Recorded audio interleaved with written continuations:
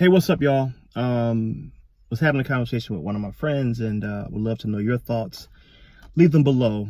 Most of us know that Chris Darden, who was on the prosecution side in the OJ trial, is representing Eric Holder, who is accused of killing Nipsey Hussle.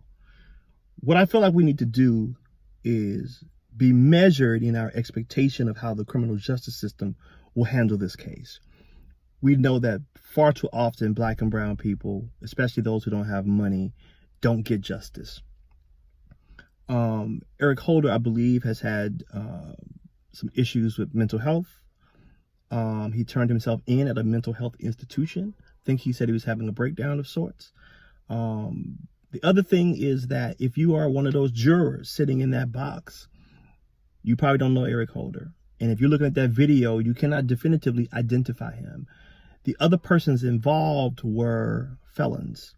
Nipsey, as we know, was a part of the Crips, I believe, in the gang. And I think that somebody like Chris Darden would try to use that to disparage him.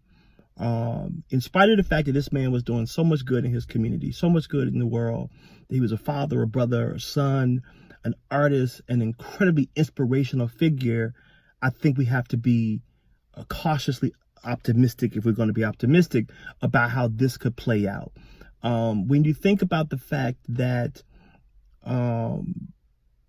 persons like George Zimmerman, who we just knew was going to be locked up, is at the crib. Even though we heard audio of the police telling him, or the 911 operator telling him, don't pursue Trayvon Martin, he did, and he murdered him.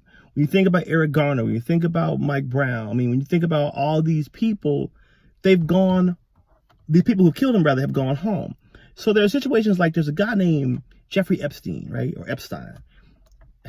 Rich white guy who was accused of, charged with having sex with underage girls, like running a sex ring, effectively. Alexander Acosta was the U.S. attorney in Miami at the time. That's his boy. This dude got 11 months in prison, a plush federal prison, was able to leave prison 12 hours a day, 6 days a week to go to work. True story. Alexander Acosta is now the Secretary of Labor for Donald Trump. You have Brock Turner, who was a white guy, charged with having sex with an unconscious young woman behind a dumpster. His dad told the judge he shouldn't have to ruin, his life shouldn't be ruined for a small, time of activity, he called it. The judge gave him 6 months. Compare that to Albert Wilson's, a black guy, 20 years old, the girl was 17. He was charged with raping her, even though there was no sex that happened. There was no DNA that proved that they had sex. He got 12 years in prison, probation for the rest of his life, has to register as a sex offender, right? This is the country that we live in. So the last thing I want to say in this particular post is that I feel like part of what happens is we are not engaged enough about who our district attorneys are, because they decide what charges will be brought or not. Judges in some instances are elected. Sheriffs in some instances are elected. So what we must do, hopefully, is let this be a teachable moment for us as a people group, that we need to really pay attention to who the DAs are, who the sheriffs are, and who the judges are in these situations, because they all but determine, with the exception of a jury, what happens to us. So my hope is that Nipsey gets justice.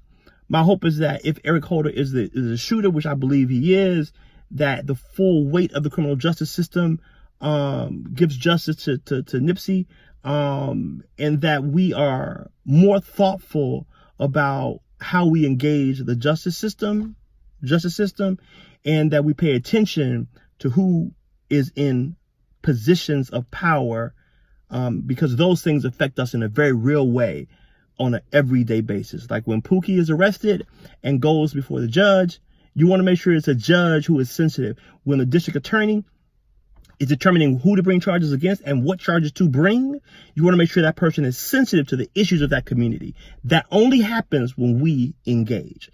I know people are pissed off about Chris Darden. I don't understand it. I'm confused about it. I mean, the Nipsey Eric got to be represented by somebody, I guess, but I don't really understand what Chris Darden's angle is here. Maybe he doesn't have one, or maybe he feels like he can win, And like I said, I'm not as sure about this. This ain't just as open and shut and closed. Oh, an open and shut closed case as most of us might feel like it should be, because we know how the criminal justice system can work.